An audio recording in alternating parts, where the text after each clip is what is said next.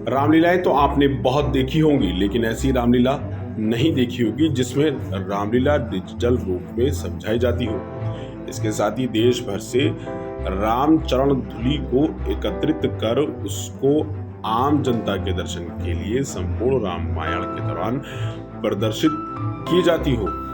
जी हाँ, सक्षम फाउंडेशन ने नई दिल्ली के प्रेस क्लब ऑफ इंडिया में एक प्रेस वार्ता के दौरान बताया कि वो पिछले 3 वर्षों से ऐतिहासिक रामलीला का मंच सजाते आ रहे हैं। इस बार सक्षम फाउंडेशन 9, 10 और 11 अक्टूबर को नई दिल्ली के जवाहरलाल नेहरू स्टेडियम में शानदार रामलीला का मंच सजाने जा रही है, जहां केंद्रीय मंत्री नितिन गडकरी भी मौजूद रहेंगे।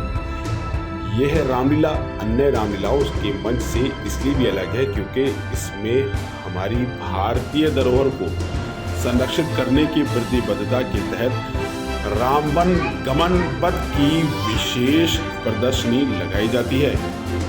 इसमें भगवान श्री राम की अयोध्या से लंका तक की यात्रा के महत्वपूर्ण स्थानों को प्रदर्शित किया जाएगा। प्रेस कॉन्फ्रेंस को प्रशांत गुप्ता, सुशील मित्तल, अमित अग्रवाल, विजय बंसल, सुमित गुप्ता, रवि बंसल, कुणाल गुप्ता, योगेश गोयल और संस्थान के कई अन्य पदाधिकारियों ने संबोधित किया। मेरी रिपोर्ट, सबका समय, दिल्ली। आप डिजिटल सिस्टम से किसी भी कलाकार को बेरोजगार नहीं करा। हमारे कलाकार उतने के उतने ही हैं और कलाकार ही हैं। एक थिएटर शेप रामायण है, खाली डिजिटली दिखाकर उसको और अच्छा एक इम्पैक्ट डालने की कोशिश करिए। कोई भी एक्टर नहीं कम हुआ, कोई भी आदमी कम नहीं हुआ, उतना ही रोजगार है और उतनी ही चीजें। सक्षम है हम लोग और सक्षम ही लोगों को बनाना है। भारतीय धरोहर की शुरुआत करेंगे रामायण से और आगे एजुकेशन तक लेके जाएंगे, जिसको सक्षम भी है, सक्षम लोगों को बनाना भी। 3 दिन की है हमारी, 9, 10 और 11 2 शो एवरीडे। कंबोडिया से तो हम लोगों ने कंबोडिया में लिखी हुई रामायण हम लोगों ने प्रदर्शित करी थी पिछले साल में। इस साल तो हम लोग अयोध्या से लेकर लंका तक के बीच में जहां भगवान राम गए, उसमें से 12 प्रमुख जगहों की हम लोगों ने जो चरण धुली है वो इकट्ठी करी है।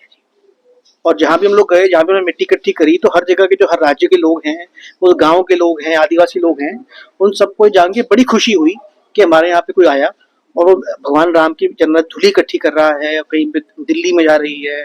हर स्टेट खुश है कि अगर हमारे को पता, अल्टीमेटली इससे बूस्ट मिलता है आपकी टूरिज्म को भी, कल्चर को भी, इकोनॉमी बूस्ट होती है हर चीज से। तो हर आदमी इसमें जन्नत खुश है। और जब हमने हम्पी से मिट्टी मंगवाई, जब हमने धनुषकोटी से मिट्टी मंगवाई, तो मतलब बहुत ही वहां के जिन लोगों को हमने कार्य सौंपा कि आपको ये मिट्टी हमारे लिए अरेंज करनी है, मतलब बहुत हमारे सहयोगी हैं जिन्होंने अरेंज कर करके हमें प्रोवाइड की, तो उन लोगों को भी गौरव फील हुआ भारतीय संस्कृति में कि भगवान राम इस स्थान पे आए थे। कई लोगों को जितनी ज्यादा जानकारी भी नहीं थी, तो जब वो बात पहुंची तो ये भी एक गौरव का। जैसे लास्ट ईयर हमने बताया, लास्ट ईयर हमने जो विश्व में अलग अलग समय पे अलग अलग जगह अलग अलग लेखकों द्वारा जो रामायण लिखी गई, तो हमने प्रयास करा कि जितनी भी उनकी हम ओरिजिनल कॉपीज ना हो या कॉपीज हो उनकी, वो अरेंज अगर हम कर पाए तो वहां प्रदर्शित करें। हमने वो प्रदर्शित करी, वहां पे 52 करीब 51 या 52 हमने कॉपीज वहां अरेंज कर ली थी।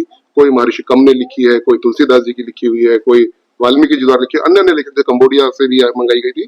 तो उससे क्या है, लोगों की धर्म के प्रति, अपने विश्वास के प्रति एक मतलब कॉन्फिडेंस बढ़ता है। उनको लगता है कि ये चीजें सामने है, प्रकट है कि ये चीजें हुई हैं, इन लोगों ने उस समय में ये चीजें लिखी हैं।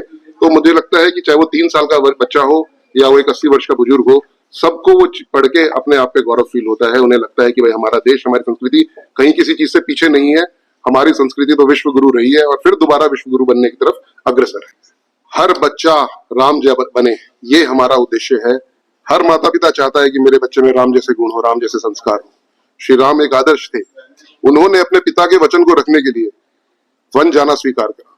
साधारण राजकुमार रहते वो, अगर वो उस बात को ना मानते, परंतु वो वन गए, सारे कार्य करे, दुष्टों का संहार किया, रावण को मारा, सीता को छुड़ाया, हनुमान जैसा साथी पाया और वो श्री राम से भगवान श्री राम बन गए। ये उनकी यात्रा थी, राजकुमार राम से भगवान श्री राम बन गए। देखिए, राम भगवान, कृष्ण भगवान पूरे भारत में व्याप्त है। अलग मतलब हम किसी भी जगह चले जाएं, कहीं कोई पांडवों से रिलेटेड कोई हमें मंदिर मिलता है, कहीं भगवान राम के टाइम का मिलता है, भगवान बुद्ध के टाइम का मिलता है।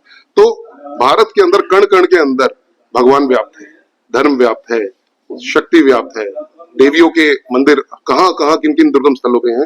तो हमें लगता है भगवान राम, भगवान कृष्ण जितना भी हम उनको जोड़ें, जितना लोग उनसे जोड़ेंगे, उतना वो मतलब ये बात धर्म की नहीं है, ये बात एक स्पिरिचुअलिटी की, एक पॉजिटिव थिंकिंग की है कि किस तरह से हम जाने कि हमारा इतिहास ऐसा गौरव में रहा। देखिए हमारी रामलीला अलग कैसे है, इसके लिए आपको वहां आना पड़ेगा। आप सबको करबद्ध निवेदन है कि कृपया एक बार जरूर आएं, क्योंकि देखिए मुझे लगता है कि हम भारत की पहली ऐसी रामलीला है जो एक एयर कंडीशन माहौल के अंदर एक लिमिटेड सीटिंग कैपेसिटी के साथ हर आने वाले व्यक्ति को हम सीट देते हैं।